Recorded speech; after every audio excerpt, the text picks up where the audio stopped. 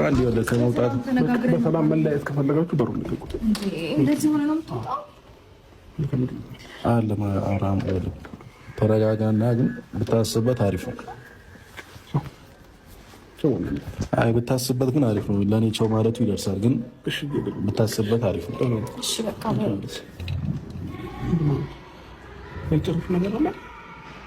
አብርሽ ቆይ፣ እንደምታስበው ሁሉም ነገር ቀላል ላይ ይችላል ስትመለስ። ለሶስት ቀን ሻንጣ ምን ያደርግልሃል?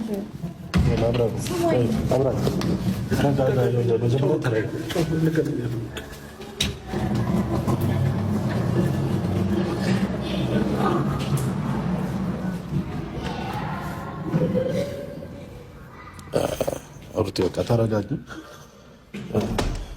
ከባድ ነው፣ ምክንያቱም አሁኑ መጥቶ ነው ልብስ ሰብስቦ